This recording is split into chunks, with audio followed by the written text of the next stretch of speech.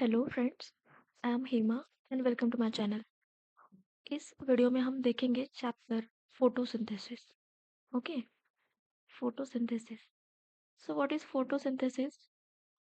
Photosynthesis is the process of production of food in the presence of light. Okay, एक इसकी scientific definition ऐसे हो सकती है: photosynthesis is the process of production of organic molecules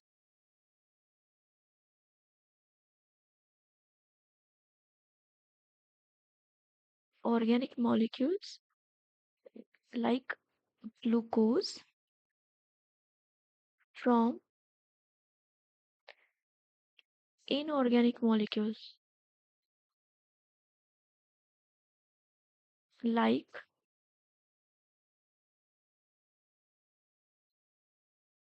like CO2 and water in the presence of light trapped by chlorophyll pigment। ठीक है, इसका chemical reaction क्या होगा?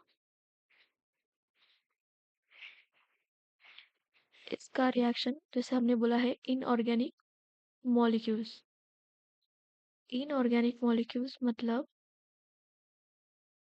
हो गया CO2 प्लस वाटर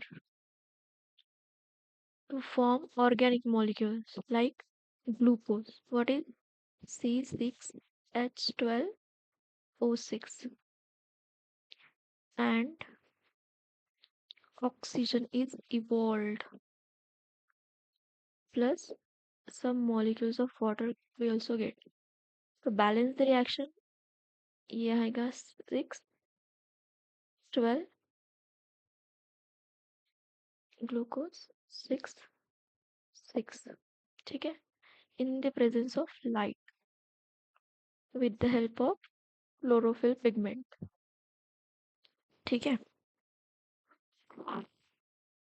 तो एटमॉस्फेयर में कितने परसेंट ऑक्सीजन होता है? एटमॉस्फेयर में जो CO2 परसेंटेज होता है दैट इज CO2 होता है 0.03%।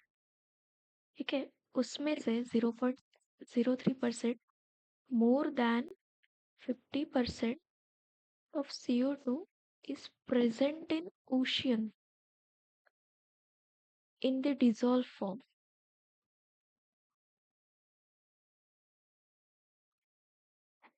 as gas or carbonate।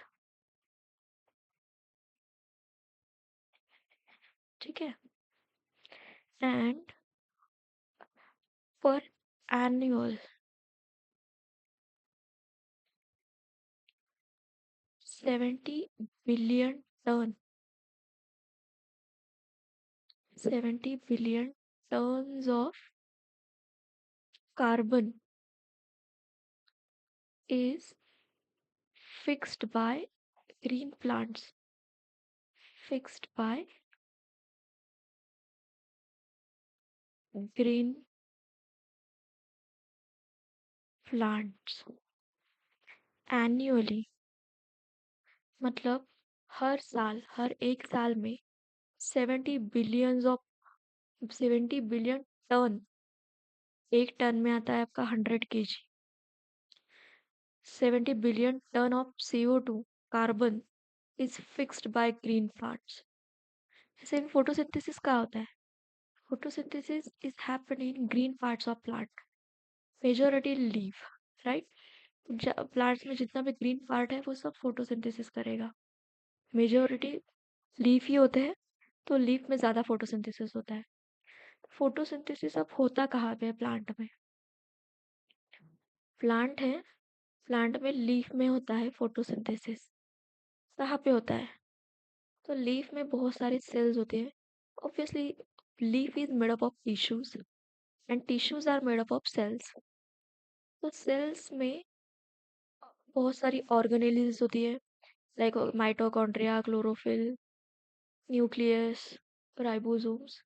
Okay, तो जो ऑर्गेनेली होती है क्लोरोप्लास्ट। ओके, तो क्लोरोप्लास्ट में होता है फोटोसिंथेसिस। तो सबसे पहले देखते हैं स्ट्रक्चर ऑफ क्लोरोप्लास्ट। ओके, देखो ये हो गई क्लोरोप्लास्ट की आउटर मेम्ब्रेन, ये हो गई इनर मेम्ब्रेन।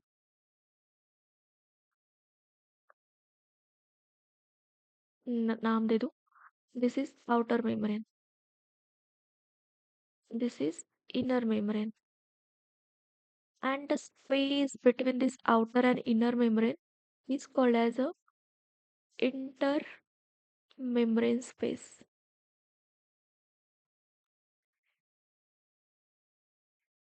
Okay,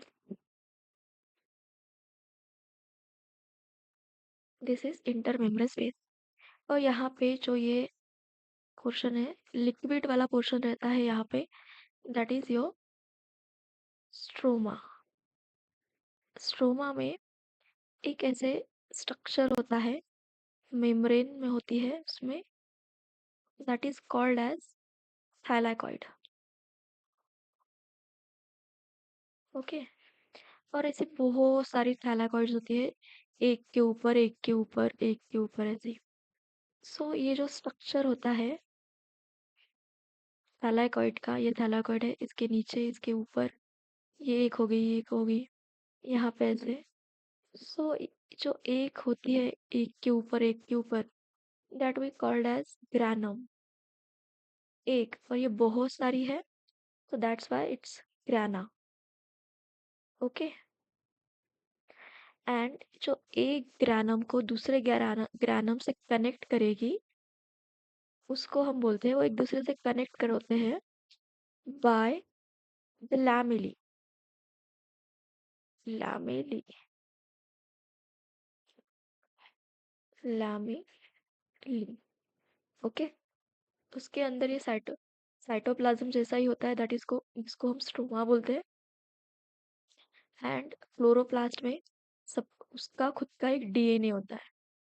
ठीक है, तो ये हो गया उसका डीएनए, एंड छोटे छोटे राइबोसोम्स भी होते हैं इसके अंदर। तो ये हो गया छोटे छोटे राइबोसोम्स। तो ये हो गया तुम्हारा structure of chloroplast. Okay, so chloroplast में फोटोसिंथेसिस में दो रिएक्शंस होती हैं। फोटोसिंथेसिस में दो रिएक्शंस होती है, एक होती है तुम्हारी लाइट रिएक्शन, एंड दूसरी होती है डार्क रिएक्शन। तो ये जो लाइट रिएक्शन होती है जिसमें लाइट सनलाइट का यूज किया जाता है, that occurs in thylakoid membrane.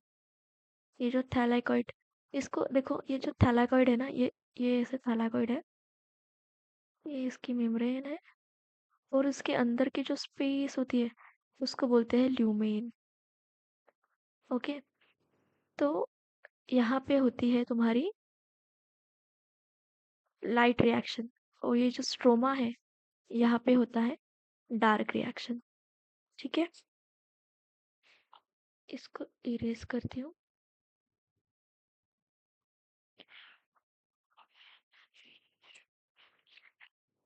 थोड़ा सा एक डिफरेंशिएट करके बताती हूँ, what is light reaction and what is dark reaction. Okay, तो देखो, ये है तुम्हारी लाइट रिएक्शन, और यहाँ पे है डार्क रिएक्शन। सो पहले बताया था, जो लाइट रिएक्शन होती है वो होती है थैलाकॉइड में, मेम्ब्रेन, वैसे तो more deeply, more specifically inner membrane of thylakoid. ठीक है, ये होता है स्ट्रोमा। स्ट्रोमा को मैट्रिक्स भी बोलते हैं। ठीक है, लाइट रिएक्शन में एटीपी का सिंथेसिस होता है, ATP and NADH।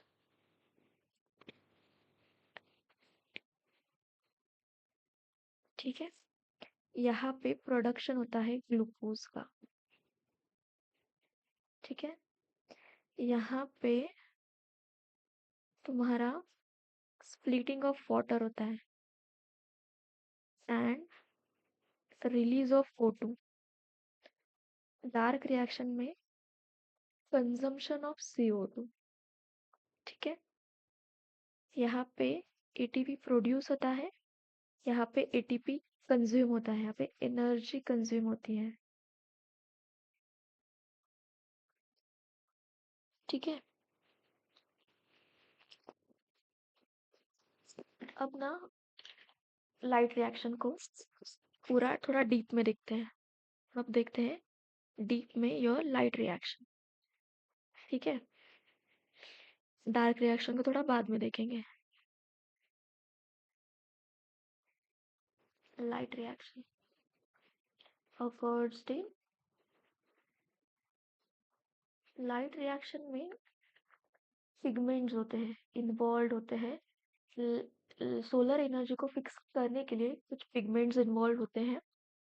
those pigments are present in जो पिगमेंट्स होते हैं वो कहाँ पे प्रेजेंट होते हैं?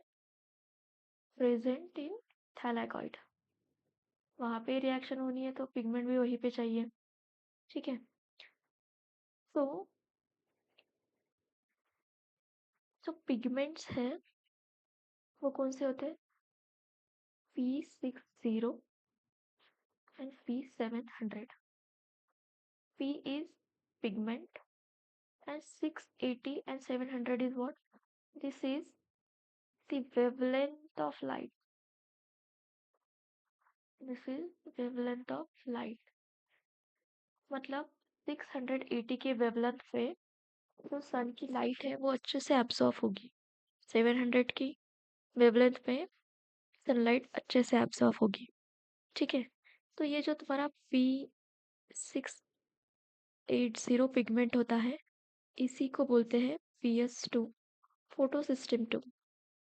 एंड जो P700 होता है ये होता है PS1 फोटो सिस्टम 1। ठीक है। तो जो ये PS1 एंड PS2 कहाँ पे यूज होता है? ये होता है cyclic and non cyclic photophosphorylation. जो कि रिएक्शंस है लाइट लाइट रिएक्शन में दो रिएक्शंस होती है, cyclic photophosphorylation photophosphorylation. So what is photophosphorylation? Photophosphorylation is production of ATP in the presence of light। ठीक है। तो साइक्लिक फोटोफॉस्फोराइलेशन होता है एंड दूसरा होता है नॉन साइक्लिक फोटोफॉस्फोराइलेशन। तो जो साइक्लिक फोटोफॉस्फोराइलेशन है उसमें सिर्फ एक ही पिगमेंट यूज किया जाता है दैट इज PS1। एंड जो हमारा नॉन साइक्लिक है उसमें दोनों पिगमेंट यूज होते हैं, PS1 भी होता है एंड PS2 भी यूज होता है। ठीक है। अब देखते हैं reaction centre. What is reaction centre? Reaction centre is very necessary for the light reaction. तो ना सबसे पहले देखो कि यू नो कि एक एटम है, उस एटम के अंदर क्या होता है? सेंटर में होता है न्यूट्रॉन प्लस प्रोटॉन एंड उसके अराउंड जो है वो इलेक्ट्रॉन रिवॉल्व करते हैं। ठीक है। तो ये है एटम। मान लो ये एटम है, मॉलिक्यूल है क्लोरोफिल का। ठीक है।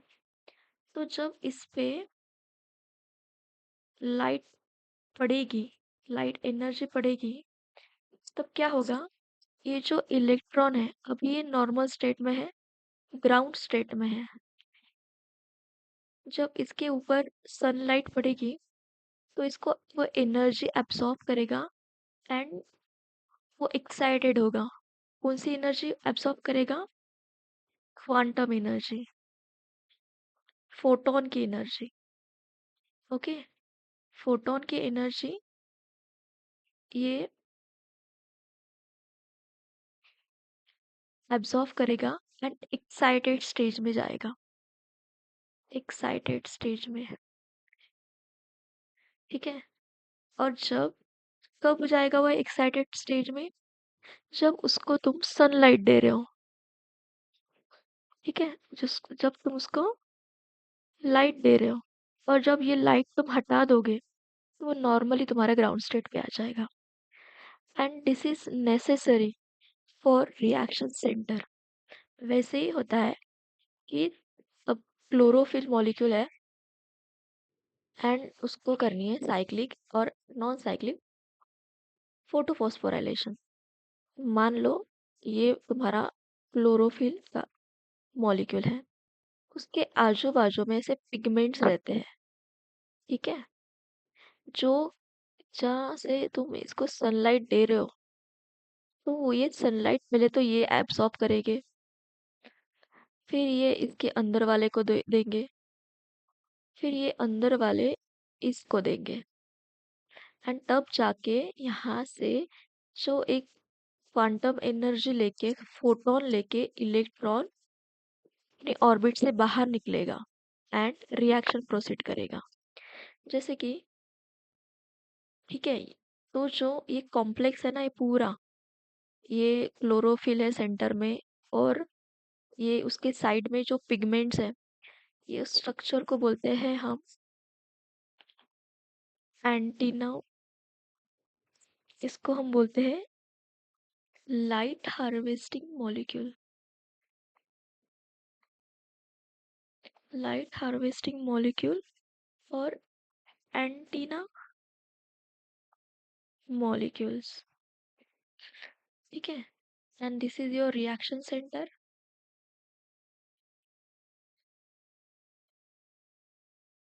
ठीक है, ये यहाँ से एनर्जी लेंगे और यहाँ पे भेजेंगे, और ये अगर यहाँ पे कुछ कोई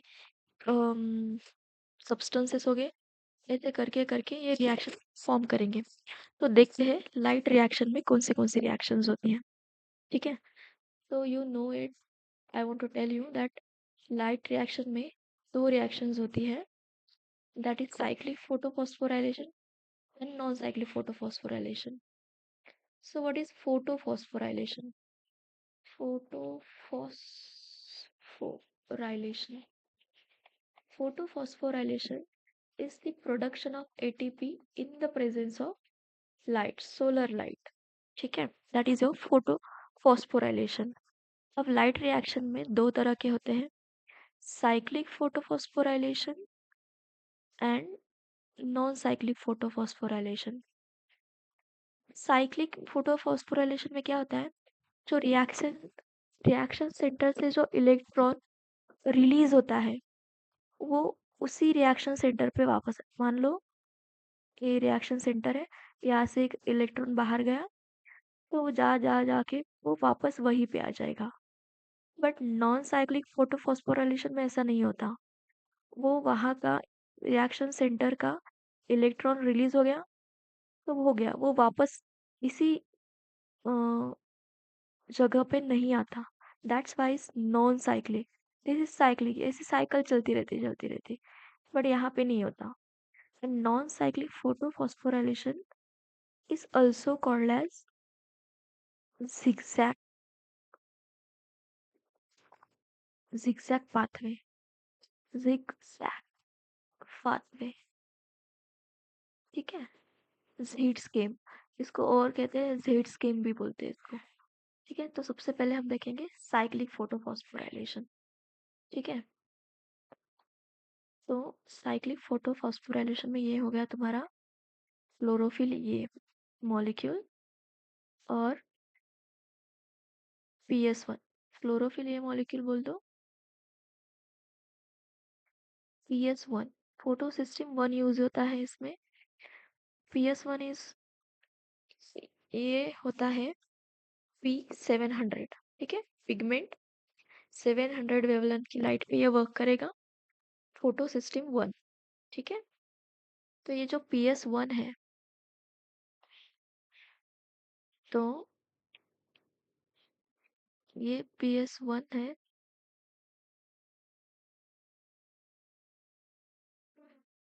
PS1 ये है सनलाइट से एनर्जी एब्सॉर्ब करेगा। यहाँ से लाइट मिलेगी, सन की एनर्जी मिलेगी, ठीक है, फोटोन की एनर्जी, क्वांटम एनर्जी। और यहाँ से इलेक्ट्रॉन रिलीज होगा। एक से इलेक्ट्रॉन है, एनर्जी अब्सॉर्ब करेगा, मॉलिक्यूल है, एटम का मॉलिक्यूल, इलेक्ट्रॉन वो एनर्जी अब्सॉर्ब करेगा एंड वो एक्साइटेड स्टेज में आके रिलीज हो जाएगा आउटर ऑर्बिट से। तो ये PS1 में हम पढ़ रहे हैं साइक्लिक साइक्लिक फोटोफॉस्फोराइलेशन। तो ये इलेक्ट्रॉन रिलीज होगा और जो पहले सब्सटेंस को ये रिड्यूस करेगा, that is FRS, that is ferredoxin reducing substance. ये एब्सॉर्ब करेगा इलेक्ट्रॉन को, ठीक है। ये जो PS1 का इलेक्ट्रॉन रिलीज होगा वो FRS एब्सॉर्ब करेगा, that is ferredoxin reducing substance. वो आगे जाके FRS पास करेगा इलेक्ट्रॉन फेरेडॉक्सिन को, फेरेडॉक्सिन सी। तो यहाँ पे वर्ड है फेरेडॉक्सिन और ये है फेरेडॉक्सिन रिड्यूसिंग सब्सटेंस। इसका मतलब क्या होता है? इसका मतलब ये है कि ये जो फेरेडॉक्सिन है इसको रिड्यूस करने वाला सब्सटेंस, इलेक्ट्रॉन इसको दे रहा है, इसको ये रिड्यूस कर रहा है, that's Y ferredoxin reducing substance. अभी तक इस सब्सटेंस को पता नहीं है कि सब्सटेंस कौन सा है, that's why the name is ferredoxin reducing substance. Electron दे रहा है, तो ये जो फेरेडॉक्सिन है ये इलेक्ट्रॉन पास करेगा टू साइटोक्रोम B6 को, ठीक है। एंड इसी वक्त और ये साइटोक्रोम B6 पास करेगा साइटोक्रोम F को। तो इस दौरान यहाँ पे जो ADP है वो इनऑर्गेनिक फॉस्फेट्स के साथ मिलके एक ATP मॉलिक्यूल बनाएगा, ठीक है। सिमिलरली यह यहाँ पे भी वही होगा, ADP है और इनऑर्गेनिक फॉस्फोरस के साथ कंबाइन होके यहाँ पे ATP बनेगा और इलेक्ट्रॉन पास होगा साइटोक्रोम F के पास। साइटोक्रोम F फिर ये इलेक्ट्रॉन पास करेगा PC के पास, दैट इज प्लास्टोसायानिन, ठीक है, प्लास्टोसायानिन। और फिर से ये PC जो है इलेक्ट्रॉन वापस कर देगा फोटो सिस्टम 1 को। तो ये हो गया साइक्लिक फोटोफॉस्फोराइलेशन। PS1 से इलेक्ट्रॉन रिलीज हुआ, गया गया सब्सटेंस को रिड्यूस रिड्यूस करते करते फिर PS1 को रिटर्न हो गया, दैट्स वाई साइक्लिक फोटोफॉस्फोराइलेशन। और यहाँ पे दो टाइम ATP सिंथेसिस हुआ, एक जब फेरेडॉक्सिन साइटोक्रोम B6 को इलेक्ट्रॉन पास कर रहा था तब यहाँ पे एक ATP का प्रोडक्शन हुआ, और जब साइटोक्रोम B6 साइटोक्रोम F को इलेक्ट्रॉन पास कर रहा था तब यहाँ पे एक ATP का सिंथेसिस हुआ, ठीक है। Now see the non cyclic photophosphorylation. तो नॉन साइक्लिक फोटोफॉस्फोराइलेशन में क्या होता है, जैसे कि साइक्लिक में जिस फोटो सिस्टम से इलेक्ट्रॉन वापस रिलीज हुआ था वो वहां पे ही वापस आ गया, लेकिन यहाँ पे ऐसा नहीं होता। यहाँ पे जो नॉन साइक्लिक फोटोफॉस्फोराइलेशन है वो शुरू होता है फोटोफॉस्फोराइलेशन। वो जो शुरुआत है इसकी वो होती है PS2 के साथ। PS2 क्या है? पिगमेंट 608, ठीक है। ये जो है ये फोटोन की एनर्जी एब्सॉर्ब करेगा, ठीक है। ये पास करेगा C कॉम्प्लेक्स के पास। ये पास करेगा PS1 के पास एंड ये अगेन फेरेडॉक्सिन रिड्यूसिंग सब्सटेंस के पास पास करेगा और यहाँ से वो आएगा NADP, वो वहां से आएगा NAD NADH। ठीक है, बट यहाँ तक आते आते ना इलेक्ट्रॉन्स की कमी पड़ जाती है, तो हमारे यहाँ पे आ जाते हैं वाटर मॉलिक्यूल। तो वाटर मॉलिक्यूल कैसे काम करेगा, यहाँ पे इलेक्ट्रॉन को कैसे करेगा, तो ना यहाँ पे मान लो 4 मॉलिक्यूल्स ले लो वाटर के, H2O, वो स्प्लिट हो जाएंगे H4 4H प्लस OH। ठीक है,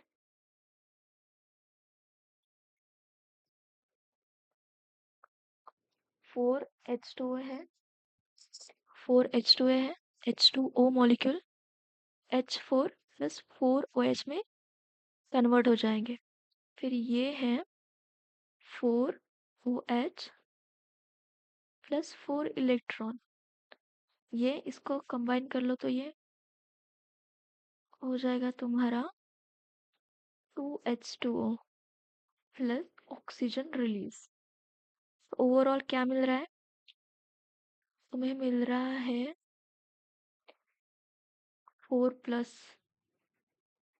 पॉजिटिव फोटॉन्स, इलेक्ट्रॉन्स और ऑक्सीजन। ठीक है, तो यहाँ पे जो वाटर मॉलिक्यूल है, वो जो इलेक्ट्रॉन्स है यहाँ से निकले थे इलेक्ट्रॉन्स निकले थे, राइट। तो यहाँ पे इसको आ जाता है पॉजिटिव चार्ज, आ जाता है इसको इलेक्ट्रॉन मिल जाते हैं, तो ये इसके ऊपर पॉजिटिव चार्ज है, इलेक्ट्रॉन यहाँ पे चले जाते हैं और जो ऑक्सीजन है वो एटमॉस्फेयर में रिलीज हो जाता है। एंड जो नॉन साइक्लिक फोटोफॉस्फोराइलेशन है is also called as Z scheme, और इट्स लुक लाइक ना जेड, ऐसे जेड की तरह दिखती है, that's why it's called as Z scheme. ठीक है, बाकी का पोर्शन हम नेक्स्ट वीडियो में देखेंगे। एंड बहुत मोस्ट इम्पॉर्टेंट थिंग, अगर आपको ये वीडियो पसंद आया है तो please like share and subscribe, specially support guys if you want much more better videos than this video. Thank you. Thank you guys.